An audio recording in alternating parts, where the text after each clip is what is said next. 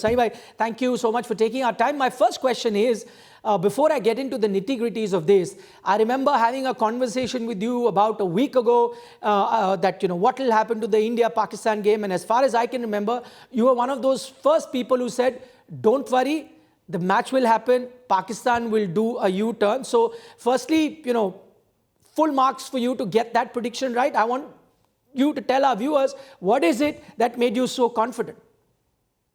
Well, have a look at in the past as well. When you talk about their players as well, the players have retired on a Monday, and on say Thursday or Friday, they've taken their retirement back, saying, "Oh, the love of the people, the pressure of the people has made us, think, and so therefore we have taken our retirement back." And it was exactly going to be the same thing that there was going to be some excuse made at some face saving, excuse found. And I think they're trying to find that by saying that the Sri Lankan president said to them, and the Bangladesh board also requested them for the cricketing ecosystem not to be disturbed, and therefore they are agreeing to play the game. So it really wasn't a surprise at all that this was going to happen.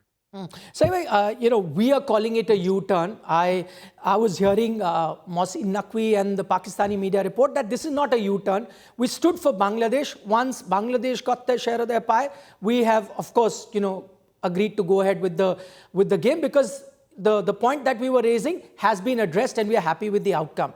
Do you see it as a U-turn? First saying, no, we're not going to play India, come hell or high water. Now you're playing? No. So the thing is that they say that they stood with Bangladesh because Bangladesh was not allowed to have its matches in Sri Lanka. Okay. So Bangladesh has not been allowed to have matches in Sri Lanka. So how can you say so how can you say that you've stood with them? Bangladesh is out of the tournament.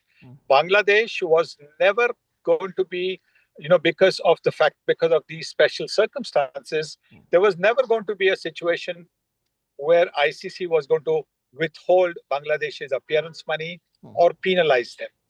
No, I don't think that would have happened because I think it was such a last-minute situation, and it's not a question of the ICC creating a precedent also, and therefore, to say that Bangladesh, we have got them their share of the pie.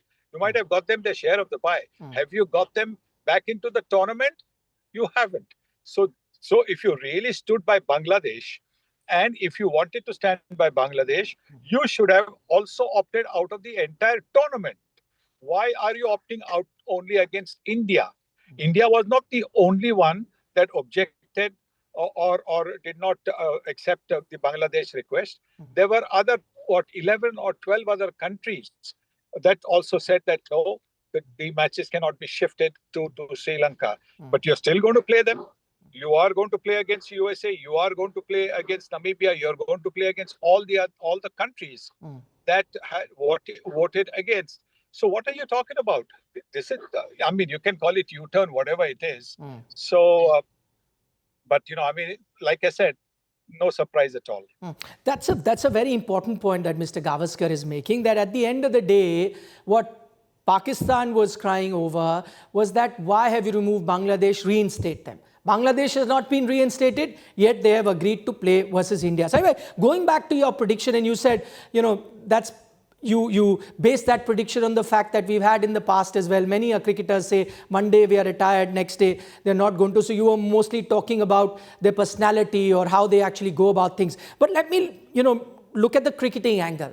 Was one of the reasons that you were so confident that Pakistan will do a U-turn? Because at the end of the day, the financial losses that would come by the way of Pakistan, the end of the day, the sanctions might come towards Pakistan, the isolation that they might have to go through, those were factors that were there in the back of their head, and it was just a matter of time before they would have played. So they had far more things to lose than any other stakeholders, and that's why you were confident that they'll play?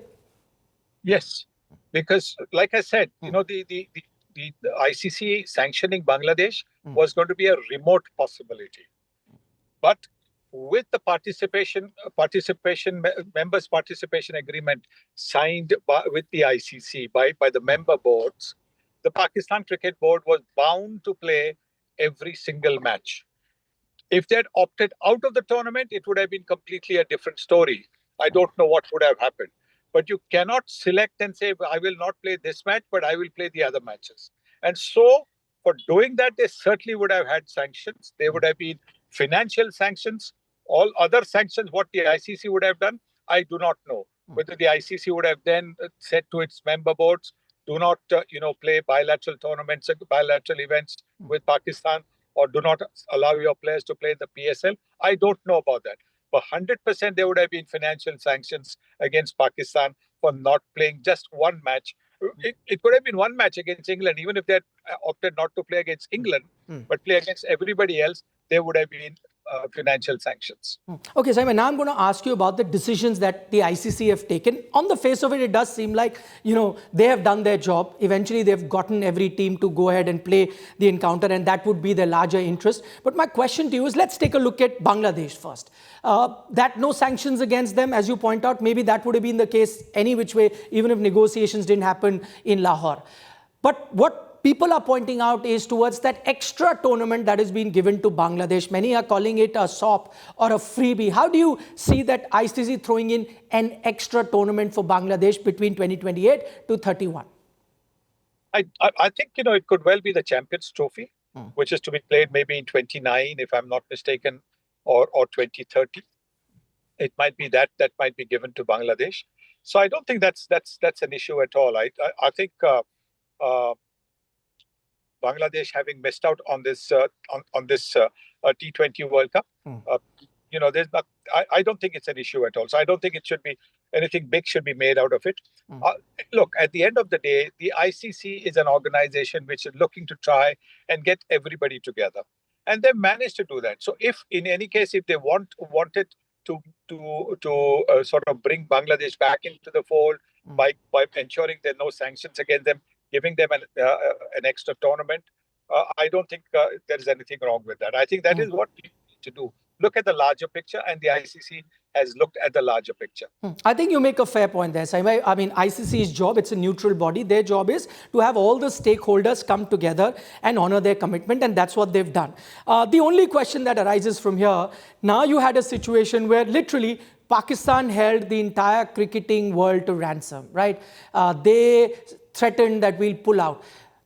Many will wonder, what does this do to the future of cricket? Tomorrow you will have another nation do exactly that, another nation do exactly that. Has the ICC then been a bit soft on Pakistan, just being happy that they're playing the India game, or they'll need to be seen to doing more so that there is not a wrong precedent set, so that more countries don't follow the route that Pakistan did of actually threatening the entire cricketing ecosystem? No, you can threaten it. See, look, Nikhil, you can threaten.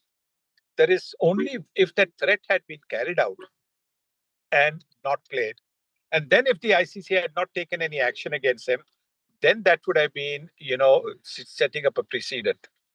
But this was, like I said, it was never going to happen that they were not going to play.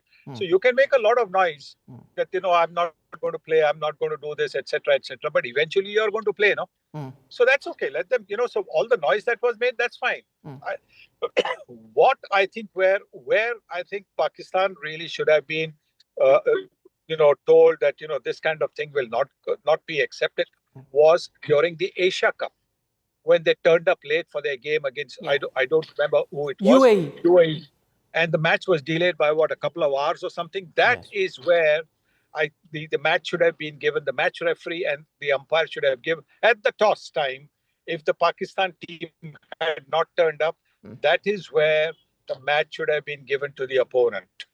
That is what did not happen, and that has set a bad precedent. Here, there was only a threat hanging in the air. We will not play. If it had materialized on the 15th, if Pakistan had not played, then that would have been a breach of the agreement. Then the ICC would have had to step in, and I'm pretty certain everybody would have again voted to have very severe sanctions on Pakistan. I think they were aware of that as well.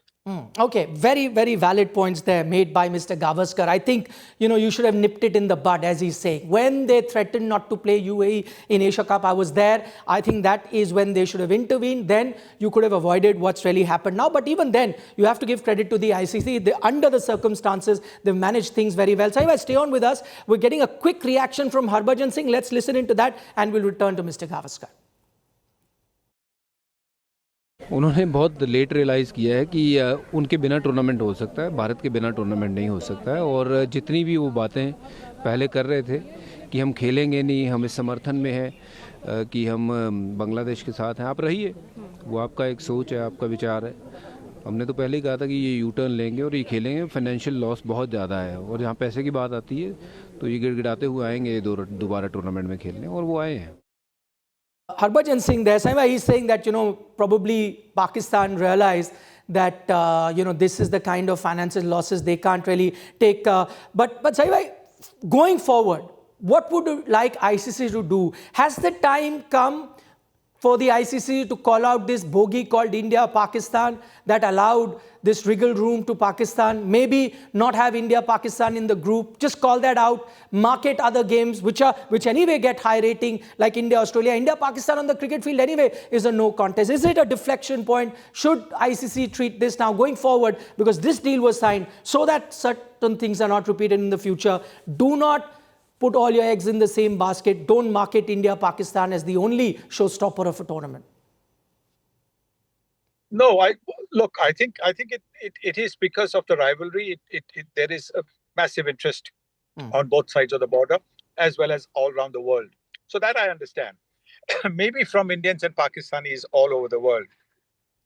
But I think the draw should be what happens everywhere else, where you pull in, according to the rankings is what the draws do, and the ICC has its own rankings, and according to that, I think the rankings should be there.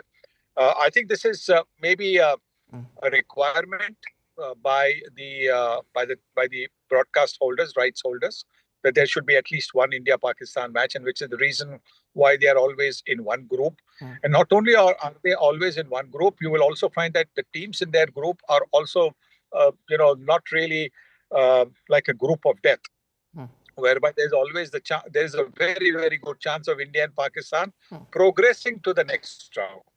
Now, I think, that is a little bit tough on the other teams as well. Okay. So I think hopefully from this experience, this episode, for the next world event, I think there will be a lot of rethinking done.